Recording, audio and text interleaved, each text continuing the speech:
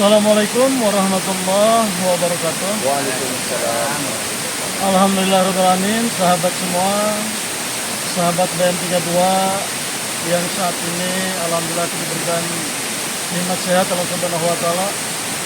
Saat ini kita ada di air terjun Pasarmon, yaitu di wilayah Lampung Selatan, sahabat-sahabat.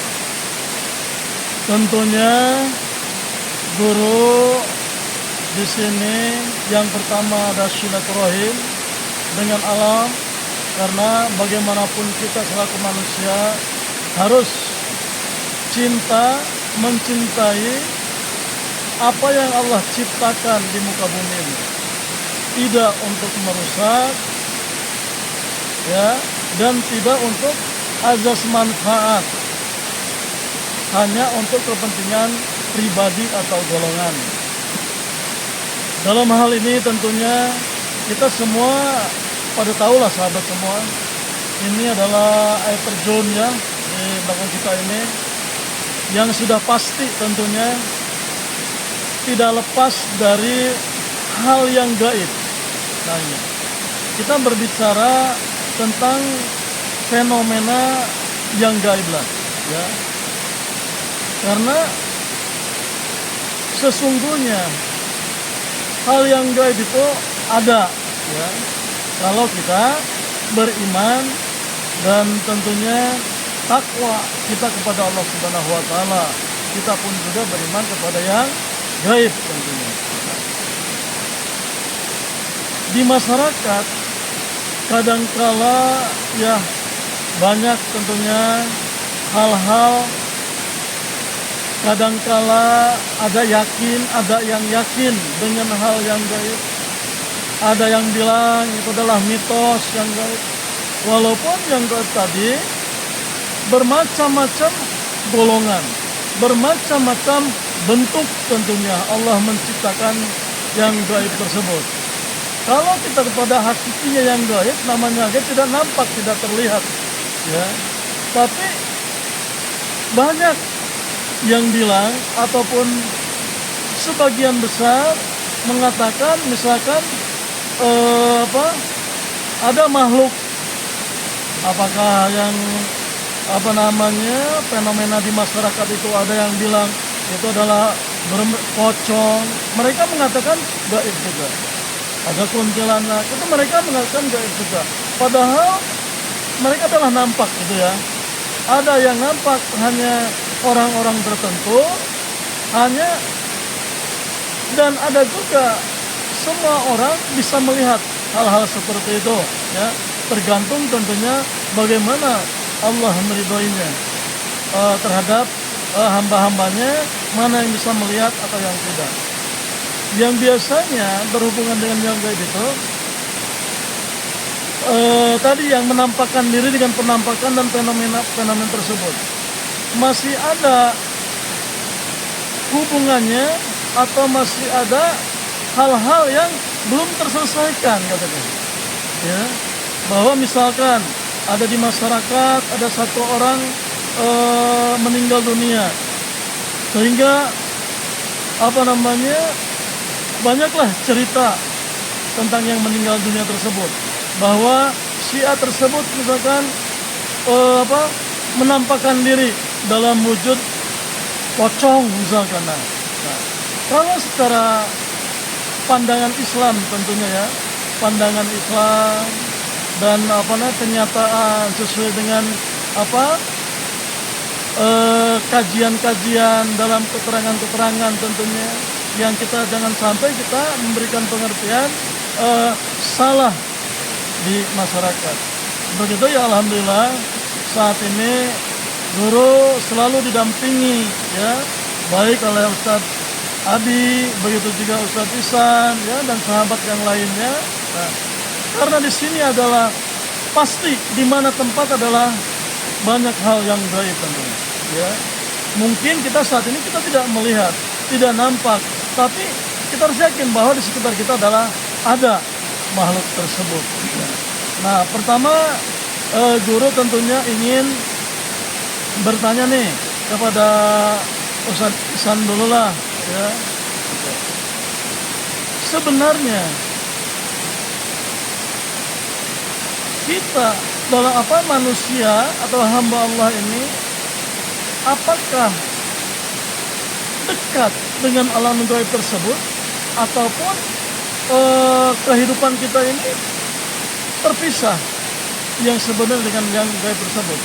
Kedekatannya bagaimana, terpisahnya bagaimana? Mungkin ada hal yang bisa dijelaskan secara agama atau secara Islam gitu. Baik, izin dulu. Sahabat-sahabat dan masyarakat Daya Musafir rahimakumullah.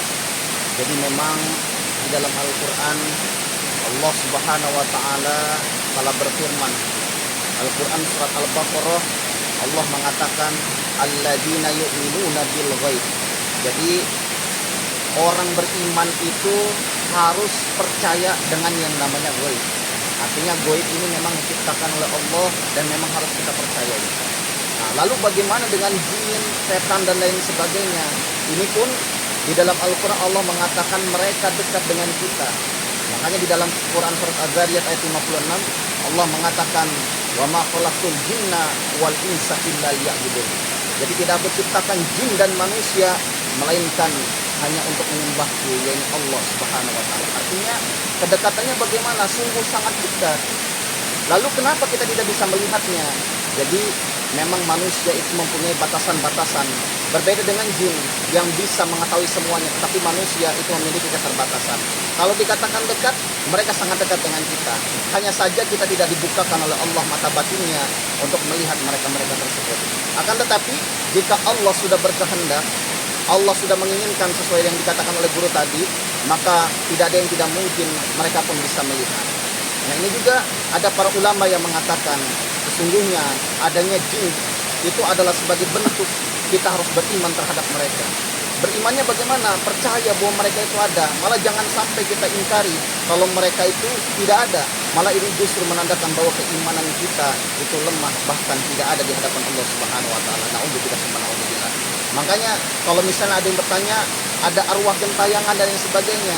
Sesungguhnya kalau ruh itu di dalam Islam, semua akan kembali kepada Allah Subhanahu wa taala. Tetapi yang menyerupai itu adalah jin-jin yang belum memasuki Islam. Karena jin ini ada dua di dalam Islam. Ada yang memang sudah dalam keadaan Islam, ada yang belum. Tandanya apa? Tandanya baginda Nabi saja berinteraksi dengan jin. Kenapa? Karena baginda Nabi itu cahayanya bisa menaungi seluruh makhluk. Makanya di Mekah itu ada masjid yang namanya Masjid Jin. Ini menandakan bahwa Nabi Muhammad begitu dekat dengan jin, sangat dekat sekali. Ini menunjukkan bahwa jin itu adalah sebenarnya dekat dengan kita. Akan tetapi kita itu dibatasi oleh Allah karena apa? Kadang-kadang mereka itu bisa menyesatkan kita kalau kita tidak mengerti. Makanya Allah mungkin belum membukakan mata batin kita. Tapi juga tidak kita pungkiri ada hamba-hamba Allah yang solih yang memang mereka mumpuni di bidangnya. Beliau dibukakan oleh Allah Subhanahu wa taala mata batinnya sehingga bisa berinteraksi atau bahkan bisa berkomunikasi dengan mereka. Itu jangan kita hindari. Jadi memang mereka memang dibukakan oleh Allah secara makrifat, dibukakan mata batinnya untuk melihat mereka. Nah, dari kisah Nabi tadi bahwa beliau banyak mengislamkan jin-jin di Mekah sampai beliau membuat masjid, ini menunjukkan bahwa sebenarnya jin itu atau bangsa dari kaum lembut itu adalah sebenarnya bersahabat dengan kita, dekat dengan kita. Bahkan baginda Nabi tadi ada pengajian, ada tausiah terhadap mereka. Ini menandakan sebenarnya kita juga bisa berinteraksi dengan mereka asalkan tadi Allah memberikan kekuatan kepada kita untuk membuka mata batin kita. Sahabat-sahabat dan masyarakat Daya Musafir, maka dari sini juga kita diingatkan guru dan sahabat bahwa yang namanya gaib itu lagi-lagi jangan sampai kita pungkiri, jangan sampai kita anggap tidak ada. Ini malah justru kita berarti keimanannya lagi-lagi diragukan oleh Allah Subhanahu wa taala. Allah mengingatkan kita harus percaya yang namanya gaib. Allah pun menciptakan surga bentuknya gaib, belum kita tahu. Begitupun neraka juga gaib. Jadi banyak hal gaib yang Allah ciptakan di muka bumi ini. Maka dari sini kita harus menguatkan keimanan kita bahwa yang namanya jin atau setan itu ada dan ada di hadapan kita, di dekat kita. Hanya saja kita tadi dibatasi oleh Allah Subhanahu wa taala. Alhamdulillah kita bisa ngambil hikmah dari penjelasan sahabat kita Ustaz Ihsan tentunya. Terima kasih Ustaz, semoga menjadikan satu wawasan dan rujukan baru bagi kita semua, khususnya umumnya untuk sahabat-sahabat kita di luar sana tentunya. Yang selanjutnya tentunya guru ingin bertanya juga nih kepada sahabat, yaitu Ustaz Abi. Kita sering mendengar ada bahasa atau perkataan yang namanya misteri alam gaib. Ya. Kalau kita mengkaji ke arah sana, ya, tentang misteri alam gaib itu, mungkin itu juga bisa dan pasti ada hubungan emosional dengan manusia ini yang banyak penasaran. Ya. Nah, di sini guru ingin bertanya, apakah nih tadi misteri tentang yang gaib ini itu adalah satu kepercayaan atau hanya ilusi gitu, ya, gitu. Kepercayaan atau hanya ilusi tentang misteri kegaiban ini? Karena memang kita di sosmed atau dimanapun juga banyak kadangkala bercerita tentang hal-hal yang gaib ini, ya ada juga yang menyasarkan, ya, yang supaya manusia-manusia ini terperdaya dengan adanya bujuk rayu alam-alam jin dan sebagainya tentunya. Makanya di sini guru bertanya, apakah misteri gaib ini adalah suatu kepercayaan atau hanya suatu ilusi gitu, ya, seperti itu. Untuk itu silakan sahabat. Sedikit saja dan ingin menjelaskan tentang misteri alam gaib itu. Apakah itu bentuk satu kepercayaan ataupun mungkin kita bahas dari kata misteri itu. Misteri itu apa? Sesuatu yang belum jelas. Sesuatu yang belum jelas. Apalagi yang belum jelasnya ini adalah alam gaib. Sering banyak, betul kata guru, di media-media sosial orang-orang mengatakan misteri alam gaib, mengatakan ini gaib. Nah, yang namanya misteri itu sesuatu yang belum jelas kebenarannya, sehingga betul ada yang orang-orang mudah terperdaya dengan kemisterian kegaiban itu, sehingga tanpa ditelusuri dulu kebenarannya melalui yang memang ahli gaib, sehingga tidak sedikit orang-orang yang terperosok, terjerumus dengan misteri yang justru bukan mengarahkan kepada kebenaran, tetapi menjerumuskannya ke jurang kegelapan. Adapun itu misteri itu alam gaib itu adalah suatu tradisi, kebiasaan ataupun apapun itu, bisa dikatakan itu bukan misteri lagi apabila sudah dituak, sudah dibuka oleh orang yang diberi keistimewaan oleh Allah Subhanahu wa Ta'ala. Siapa orang ini? Orang yang benar-benar menguasai dan memahami tentang kegaiban itu. Makanya ada sebagian ulama tidak bisa orang mengatakan saya mengetahui tentang kegaiban, tidak bisa. Yang hak mengetahui kegaiban adalah Allah Subhanahu wa Ta'ala. Tapi yang pasti Allah akan meridhoi kepada seseorang diberikan keistimewaan untuk bisa membuka tabir daripada kegaiban itu. Baik contohnya dalam hal jin, katanya orang ini ada itu, termasuk kita sebagai warga di sini, kita sudah menyaksikan di dalam di sini banyak warga yang mengatakan di air belakang air terjun kita ini banyak ada yang nenek-nenek. Nah, tidak bisa kita terima secara akal. Kenapa tidak bisa kita secara akal? Karena kita tidak bisa menembus dengan mata kita, terkecuali orang-orang yang Allah ridhoi dengan memberikan keistimewaan untuk menguak misteri itu. Pada saat misteri itu sudah terkuak oleh orang yang ahlinya, maka itu tidak bisa dikatakan lagi dengan misteri. Nah, pada saat sudah tidak apa dikatakan dengan misteri, silahkan. kita sebagai orang beriman, kalau maupun ikut ke arah sana, kalaupun itu benar silahkan, kalaupun itu salah kita tinggalkan. Kenapa? Oleh karena itu orang beriman, dikatakan orang beriman hatinya yang selalu percaya dengan kebenaran-kebenaran, karena kata iman adalah al-imanu huwa tasdiqun bil qalbi wa iqrarun bil lisan.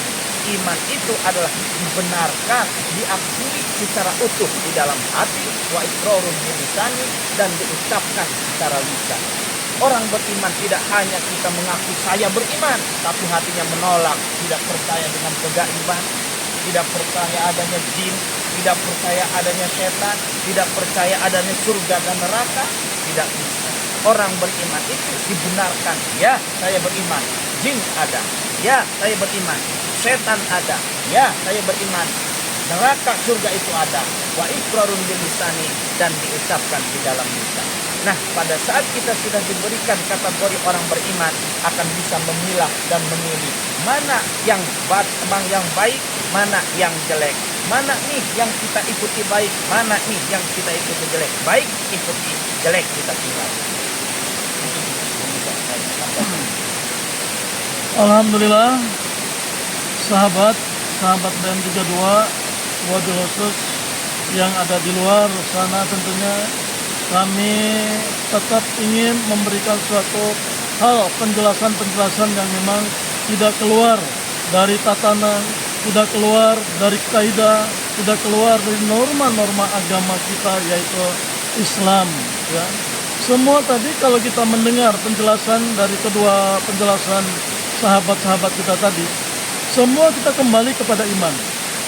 Kembalikan kepada iman, kepada keyakinan kita, bukan hanya percaya, tapi keyakinan secara lahiriah dan batiniah, ya, yang sifatnya kita takwa kepada Allah Subhanahu wa taala tentunya, ya, bahwa kenyataan itu bisa saja orang mengatakan ini adalah ilusi bagi orang yang kurangnya iman dan kurangnya pemahaman tentang hal yang gaib tadi, ya. Tapi ya, ini adalah kepercayaan yang gaib ini. Itu semua karena kadar keimanannya, kadar kepercayaannya, kadar keyakinannya, dia kedekatannya kepada Allah dan meyakini, ya, bahwa ahli-ahli gaib tersebut, bahwa Allah menurunkan ilmu kepada hambanya yang menjadi pilihan untuk menguasai ilmu-ilmu yang gaib tersebut. Sehingga untuk apa? Menetralisir keadaan, untuk supaya tidak adanya pertengkaran-pertengkaran, menjelaskan yang sesungguhnya terjadi, bahwa yang gaib itu adalah bisa ada dan bisa memang tidak ada. Nah, tergantung tadi keimanan. Bagaimana seseorang kekasih Allah yang diciptakan Allah tadi, yang memahami tentang yang gaib tentunya. Nah, di sini kita bersyukur kepada Allah Subhanahu wa taala. Semoga sahabat di luar sana sedikit demi sedikit bisa mengerti dan kita bisa menguak tentang hal-hal yang gaib tentunya. Itu saja sahabat semua. Alhamdulillah, mudah-mudahan alam tetap menyatu dengan kita, alam bersatu dengan kita. Wabillahi taufiq wal hidayah, wa antum minkum. Wassalamualaikum warahmatullahi wabarakatuh. Waalaikumsalam.